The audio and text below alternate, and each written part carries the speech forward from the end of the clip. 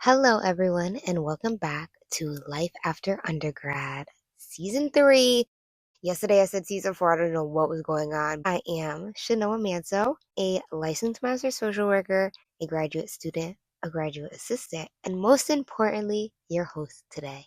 In the last episode, Grace and Curiosity, we talk about how curiosity is the first spark of grace, that gentle invitation to ask what if and explore new paths without needing all the answers right away. Curiosity reminds us that growth often starts with a question, not a plan, and that we don't have to rush our process. And now that we've opened the door, awareness is the next step. Because once you start asking questions, grace helps you begin to see, to notice what's working, what's not, and what's asking for your attention.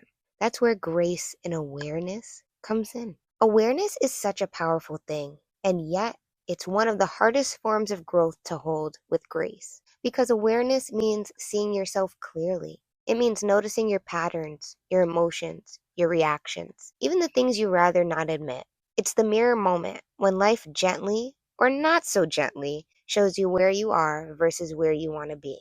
And that can be uncomfortable because awareness doesn't always feel good at first. But grace reminds us that awareness is never meant to shame us. It's meant to free us. There was a season in my life, specifically my sophomore year, where I was moving fast, chasing goals, saying yes to everything, trying to be everywhere at once. On the outside, it looked like I was thriving, but on the inside, I was tired. Tired in the kind of way that no nap or vacation could fix. It wasn't until I slowed down, really slowed down, that I realized how disconnected I'd become from myself, my needs, and my own ability to self-care.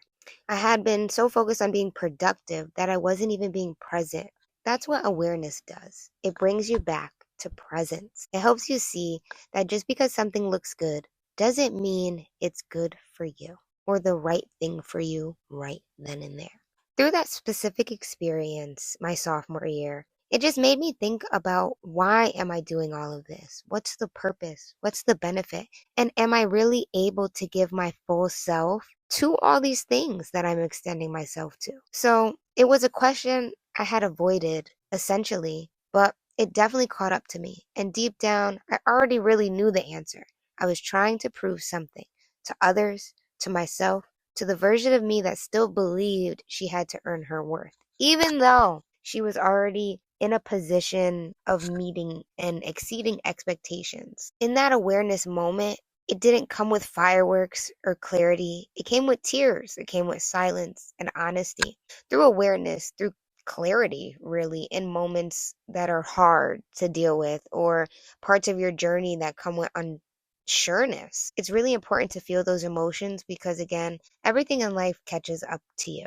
So, regardless of if you think in that one moment, I didn't cry, I was strong. In that moment, if you did need to cry and you felt that feeling and you suppressed it, it'll come out eventually. So, just giving yourself grace in these moments to really feel, to be present, to grieve any moment or to feel any moment and fully process it.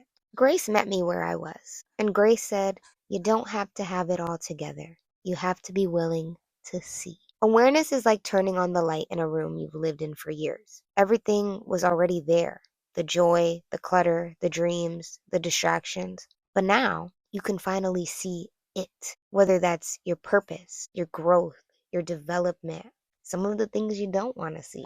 And here's what I've learned: awareness without grace turns into guilt, but awareness with grace turns into growth. Again, once you're aware, you can start making choices from truth, not pressure, from authenticity, not, you can start noticing what drains you. You can start noticing what drains you and what fills you up, who you feel safe around and who you keep shrinking for, what brings you peace and what brings you noise. Grace doesn't demand that you change everything overnight. It invites you to notice and trust that awareness itself is an act of healing.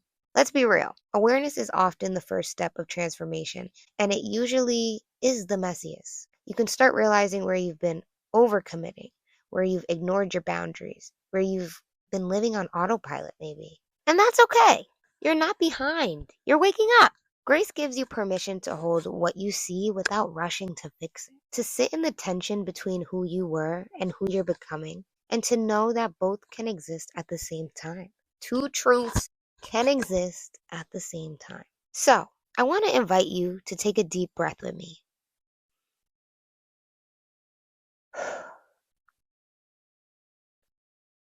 What's one area of your life that's asking for your awareness right now? It might be something small, like realizing you've been saying yes when you mean no, or something deeper, like recognizing that the version of your success you're chasing doesn't even feel like you.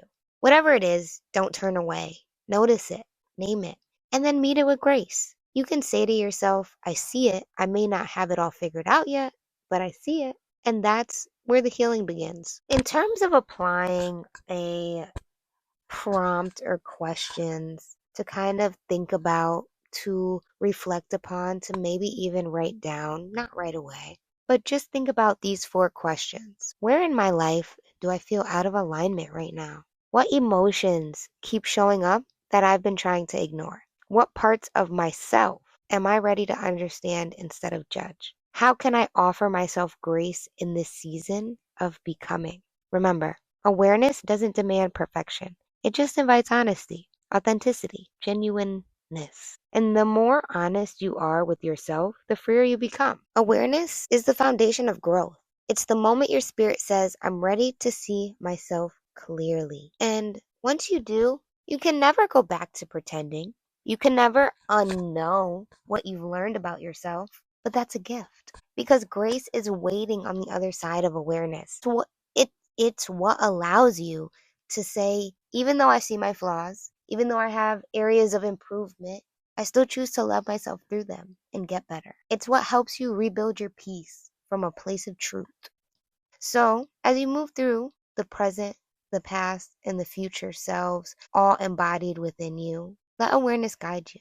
Let grace soften what it shows you. And remember, every time you choose awareness over avoidance, over ignoring, you're stepping closer to your purpose. As we wrap up here today, I want to thank you so much for staying tuned to this second episode of Season 3, Life After Undergrad, Day 2 of the 12 Days of Grace series. If you're interested in staying updated with the most recent uploads, feel free to drop a follow to this podcast on Spotify or YouTube, Instagram, or TikTok at TVSWCT.